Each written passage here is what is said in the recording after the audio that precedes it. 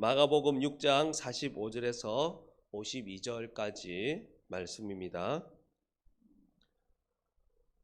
저와 여러분이 한 절씩 교독하여서 하나님의 말씀을 봉독하도록 하겠습니다.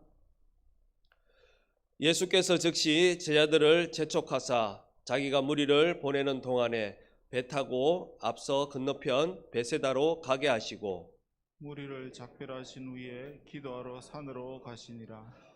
저물매 배는 바다 가운데 있고 예수께서는 홀로 무태에 계시다가 바람이 거스름으로 제자들이 힘겹게 노를 젓는 것을 보시고 밤 사경쯤에 바다 위로 걸어서 그들에게 오사 지나가려고 하시매 제자들이 그가 바다 위로 걸어오심을 보고 유령인가 하여 소리 지르니 그들이 다 예수를 보고 놀람이라. 이에 예수께서 곧 그들에게 말씀하여 이르시되 안심하라, 내니 두려워하지 말라 하시고 배에 올라 그들에게 가시니 바람이 그치는지라. 제자들이 마음이 심히 놀라니 이는 그들이 겉떡 떼시던 일을 깨닫지 못하고 도리어 그 마음이 둔하여 졌음이로라. 아멘. 이 시간 잔칫날 밤의 폭풍이라는 제목으로 말씀 전하실 때 큰 은혜 받으시길 바랍니다.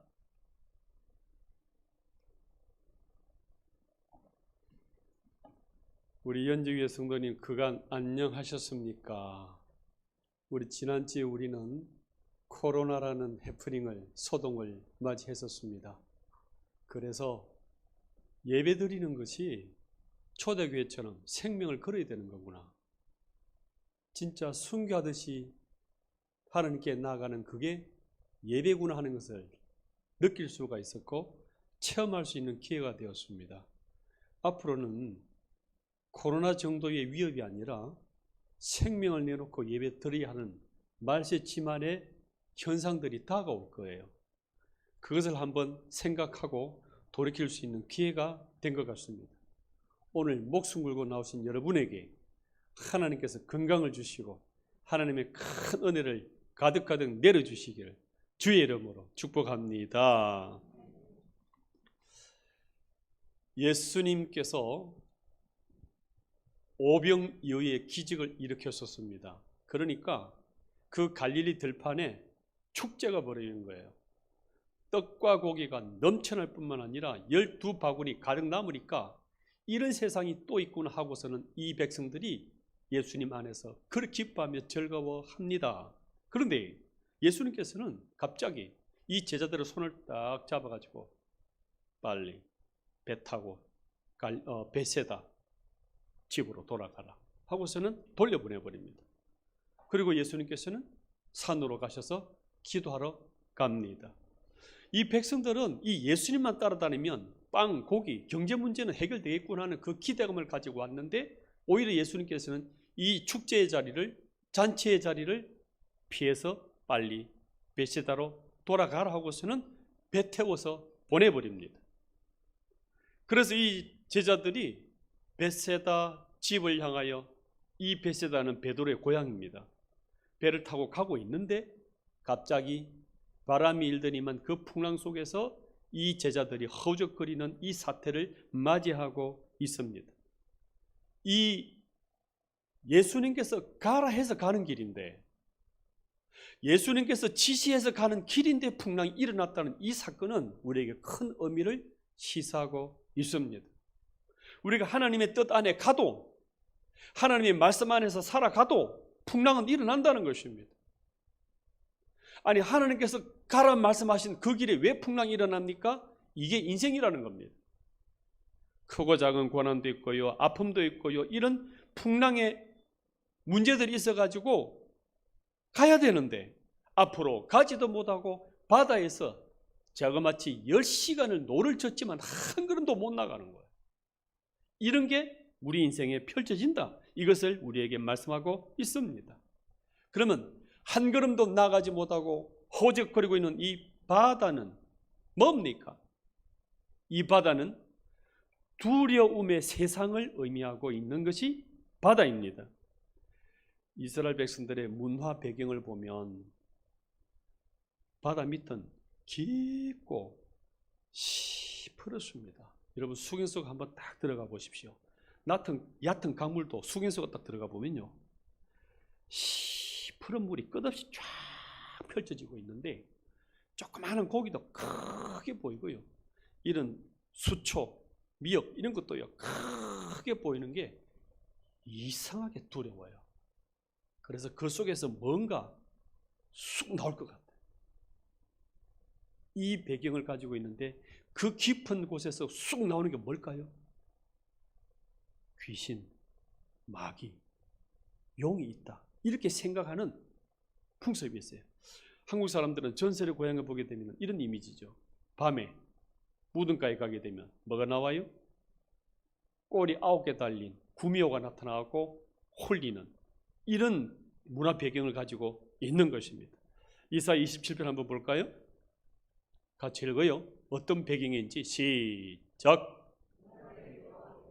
그의 근거하고 크고 강한 칼로 날랜 뱀 리오야단 곧 꼬불꼬불한 뱀 리오야단을 멸하시며 바다에 있는 용을 죽이시기라. 이 용은 옛 뱀이요, 하나님께 거역하고 타락된 사탄, 마귀, 귀신을 말합니다.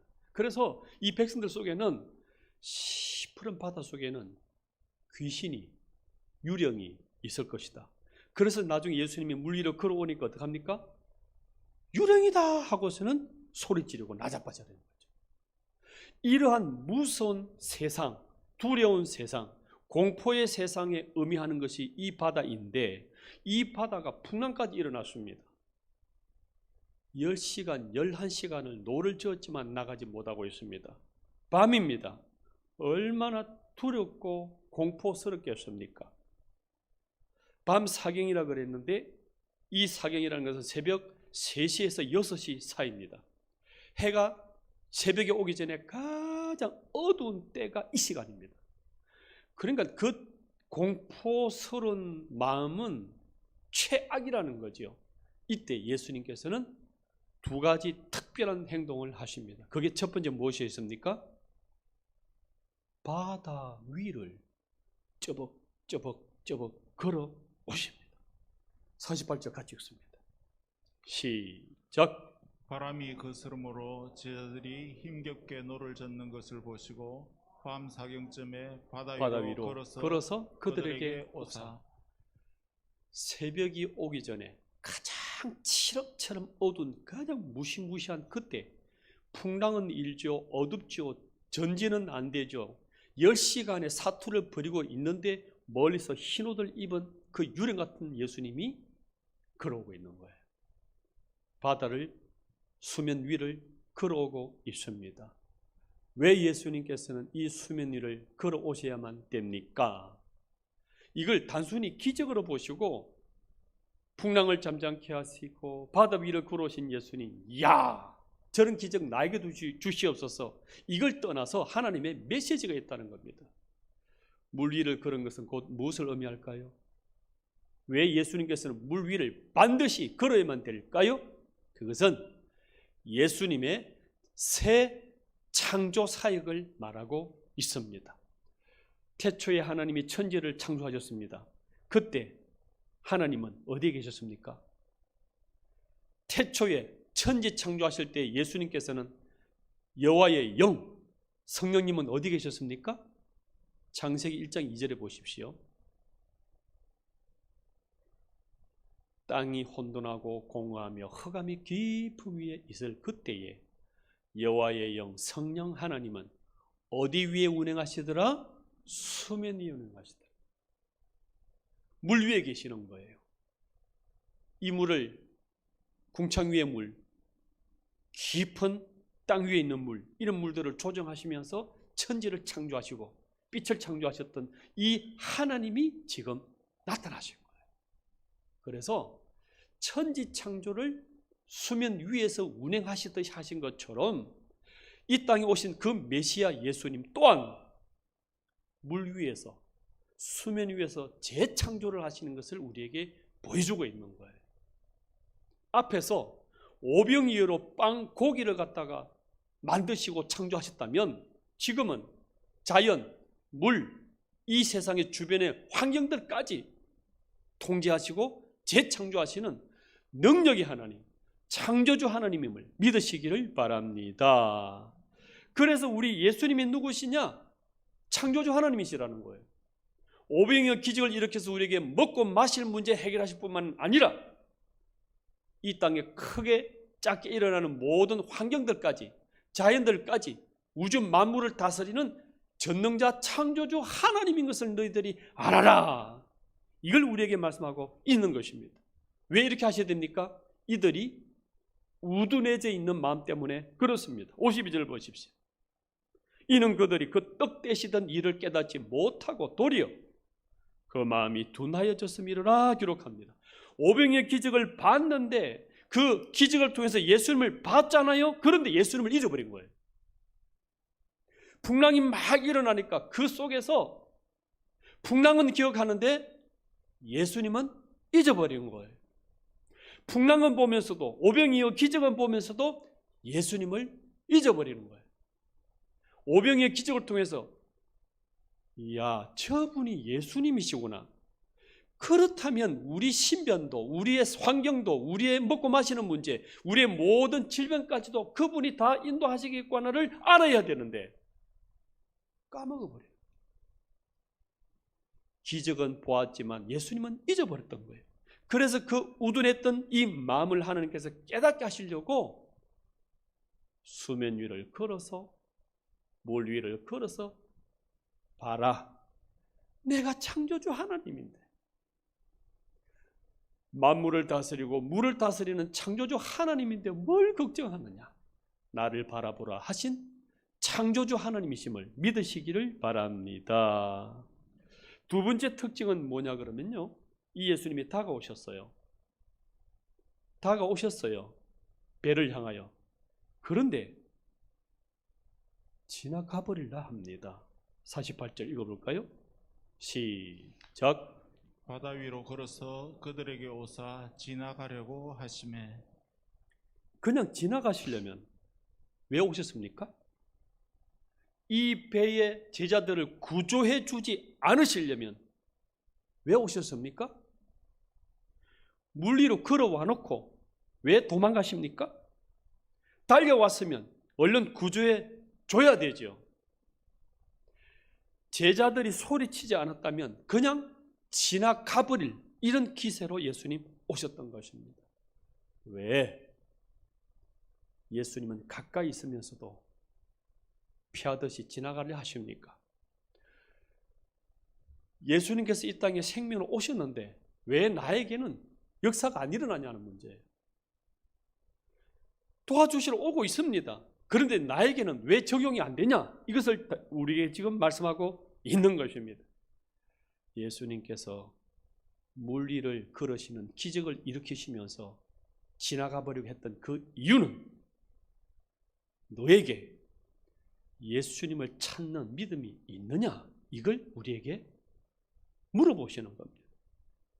예수님을 부르는 그 마음이 있느냐 하는 거예요. 예수님 갈망합니다. 예수님 도와주십시오. 예수님 찾습니다 하는 그 진정한 마음이 있느냐? 이걸 우리에게 지금 묻고 계시는 것입니다. 가까이 오셨습니다. 그런데 지나가 버리는 그 이유는 이 제자들의 진심된 마음이 네 진심이 뭔지를 알아보고자 한 것입니다. 위험하다고 먼저 그냥 성급하게 구해주는 이것이 아니라는 겁니다. 구원해달라고 요청할 때까지 기다리고 계시는 겁니다. 주님 도와달라고, 나는 모자랍니다, 주님 아니면 나는 살아갈 수가 없습니다 하는 그 진정한 마음으로 하나님을 찾고 있냐, 이걸 기다리고 계시는 것입니다. 그런데 우리는 이래요. 안 되면 어쩔 수 없고 누가 해주는지 모르죠. 누가 해결해 주는지 어찌합니까? 되면 되고 안 되면 안 되고, 이거 안 되면 다른 신이 나타나 해 주시겠죠. 이러한 마음들 가지고는 안 된다는 것입니다. 오직 예수님만이 우리를 구원해 줄 수밖에 없는 창조주 하나님이십니다. 하나님 우리를 반드시 도와달라 하는 그 진심 어린 신앙 고백할 수 있는 이것을 하나님께서는 기다리고 있었다는 것입니다. 또한 예수님께서는 오병이어 기적이 아니라 물 위를 깃는 걸어가시는 기적이 아니라 예수님을 찾느냐 이것을 묻고 있는 거예요. 우리는 기적을 행하시면 그 기적 보고 막 따라가요. 응답을 누리면 그 응답 보고 막 쫓아다녀요. 이 백성들이 그랬지 않습니까? 오병의 기적이 일으키니까 너무 좋은 거예요. 잔치집이 일어난 거예요. 그런데 잊어버려요. 기적만 좋아하고 응답만 좋아하고 선물만 좋아하지 그것을 주시는 예수님은 잊어버립니다. 받으면 됐다는 거예요. 그래서 예수님께서 기적을 일으키시지만 안다고 오시는 거예요. 기적을 구하느냐 예수님을 구하느냐, 선물을 찾느냐 예수님을 찾느냐, 예수님을 구할 때까지 멀리서 계시는 거예요. 기적은 가지고 계시지만 오지 않는 거예요. 너 마음이 진심이 예수님을 구하느냐 기적을 구하느냐 이것을 우리에게 물어보고 있는 것입니다. 오병이어 기적은 보는데 예수님은 못 보고, 물 위를 걸으시는 예수님은 보았는데 유령처럼 그 예수님을 구하지 않는 그 마음속에 하나님은 말씀하고 있습니다. 그래서 예수님 필요합니다. 예수님만이 도우실 수 있습니다 하고 진실된 고백을 할 때 예수님이 다가오셨던 것입니다. 그래서 마태는 이 사건 속에서 빠져 있는 것을 한 번 더 기록하고 있는데 그것이 베드로의 요청입니다. 베드로가 가만히 보니 모습은 예수님 같아요. 그래서 예수님이시거든 나에게 명하사 이 물 위를 걸어오라고 말해 주십시오. 저도 이 기적을 보기를 원합니다. 그래서 예수님께서 건너와라 하니까 이 베드로가 진짜 걸어가게 된 거예요. 이 진짜구나. 진짜구나. 근데 갑자기 파도가 한 번 더 확 쳐가지고 그거 바라다 보니까 떨어져 물속에 빠져버렸습니다. 그러니 예수님이 다시 건져셔가지고 구출해 주셨죠. 이때 베드로는 물 위를 몇 번 걸었을까요? 마태복음 14장 29절 보십시다. 같이 읽어요. 시작. 오라 하시니 베드로가 배에서 내려 물 위로 걸어서 예수께로 가되 바람을 보고 무서워 빠져가는지라 소리 질러 이르되 주여 나를 구원하소서 하니까 예수님이 다시 건져주신 거예요. 그럼 베드로는 물 위를 몇 번 걸은 거죠?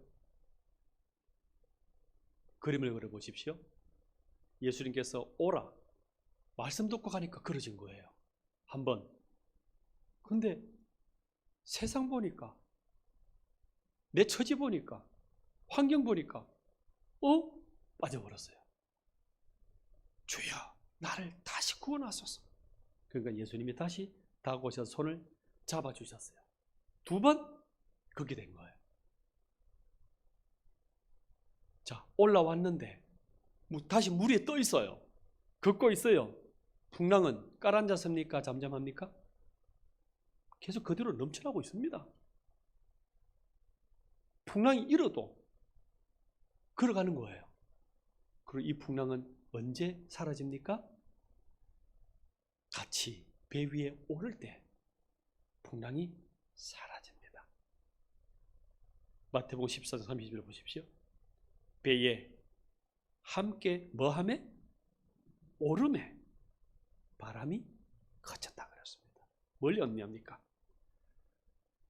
베드로는 두 번씩 걸을 때 그때는 하나님이 말씀으로 함께 하시던 손으로 함께 하시던 함께 하니까 살았네 물 위라도 걷네 이것을 체험하게 되었던 거예요. 그리고 이 제자들 또한 예수님이 배 안에 쑥 들어오시니까 배 안에 들어오니까 이 풍랑이 다 잠잠해져 버렸습니다. 예수님이 우리 배에 들어올 때, 예수님이 나에게 들어올 때, 예수님 우리 가정에 들어올 때 모든 풍랑이 잠잠해 주실 줄 믿으시기를 바랍니다. 이게 예수님이라는 거예요. 너희 가정이라는 배 속에 예수님이 함께 있느냐? 그렇다면 풍랑이 일어도 괜찮다는 거예요. 너가 질병의 풍랑을 맞이하고 있느냐? 코로나 풍랑을 맞이하고 있느냐? 예수님이 함께 하시면 너는 괜찮다. 이것을 우리에게 말씀하고 있습니다. 이 풍랑이 언제 잠잠해지냐고요? 예수님의 배 안에 들어오실 때 그대로 잠잠해집니다. 배 밖에 있을 때는 여전히 풍랑이 일었어요. 그런데 배 안에 들어오시니까 잠잠해지신 것처럼 예수님을 우리 안에, 예수님을 우리 가정 안에 모심으로 이 풍랑이 잠잠해지는 역사가 있으시기를 바랍니다. 그렇다면 이 예수님이 우리 배 안에 모신다는 건 뭘 의미할까요? 예수님의 말씀이 우리와 함께하는 것입니다. 나다, 안심하라, 파도야 잠잠하라 했던 이 말씀이 나와 함께하는 것이 우리 가정 안에, 가정의 배 안에 들어오는 그것이라는 겁니다. 이 예수님의 진리가 우리 자녀 가운데 함께하는 이것이 예수님의 함께하는 것이라고 말씀하고 있습니다. 이 풍랑은 지금도 불고 있습니다. 세상의 풍랑이 우리를 흔들려고 공격하고 있는 바람, 풍조, 이것입니다. 코로나 풍랑이 지난주에 한번 일어나가지고 얼마나 놀랐습니까? 어떤 분들은 가슴을 썰었다. 또 어떤 분들은 전화 오셔가지고 우시더라고요. 목사님 이거 퍼지면 큰일 납니다. 중고등부 그 학생이 자기도 모르게 들어왔지만 이게 만약 확 퍼져버리면 이 절단 납니다. 그런데 어떻게 이게 하나도 안 퍼지게 되었습니까? 막 우시면서 전화를 주시는 거예요. 그 코로나 풍랑 맞이한 거예요, 우리는. 그런데 이 풍랑은 하나님이 딱 잡아주시고 말미암아서 기회가 돼요. 기회.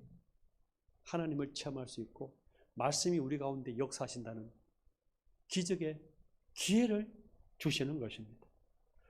이 코로나 때문에 학생들이 학교도 못 가고요. 교회도 제대로 못 나고요. 집에 딱 갇혀 있어요. 무슨 기회일까요? 이 아이들을 제대로 가르칠 수 있는, 가정교육할 수 있는 기회를 주신 거예요. 우리는 그동안에 일주일에 1시간 교회 교사에게 맡겨놨던 거예요. 하나님께서 부모에게 가정에서 나가지도 못하고 딱 1대1로 가르칠 수 있는 절호의 기회를 하나님이 주고 계시는 거예요. 진짜 교육이 무엇인지 가족이 함께 말씀으로 붙잡아 기적을 일으키시는 예수님을 만나고 경험하고 가르치고 기도하고 체험할 수 있는 신앙의 본질을 회복할 수 있는 기회를 주신 거예요. 이 오병이어 기적 이후에 오병이어라는 잔치, 갈릴리 들판의 잔치가 일어날 때 예수님께서 광풍을 주신 이유가 무엇입니까? 빵고기, 거기에 만족하고 거기에 빠져있지 말라는 거예요. 그것을 주신 예수님을 만나라는 거예요. 그것을 주시는 예수님을 체험하고 확인할 수 있는 말씀이, 예수님의 말씀이 너희 가운데 자리 잡고 있느냐? 그렇다면 예수님의 말씀이 함께하는 곳이라면 갈릴리든 부산이든 가정이든 직장이든 어디든지 이런 기적은 임한다. 이 예수님의 말씀이 너 안에 있느냐? 이것을 물으시고 계시는 것입니다. 지금 우리는 경제 풍랑을 만나고요. 코로나 풍랑을 만나고요. 힘겨운 고난의 풍랑을 만나고 있습니다. 이때 말씀하십니다. 네 가정 안에 예수님을 모시고 있느냐? 너 안에 이 예수님의 말씀을 모시고 있느냐? 그때 하나님이 이런 기적을 통해서 살아계신 하나님, 인도하시는 하나님, 보호하시는 하나님을 경험하게 하겠다 이렇게 말씀하고 있는 것입니다. 이 말씀을 우리 가정 안에 잘 모시어서 이 말씀을 우리 마음속에 잘 모시어서 승리하시고 형통의 길을 가시는 저와 여러분 다 되시기를 주의 이름으로 축복합니다.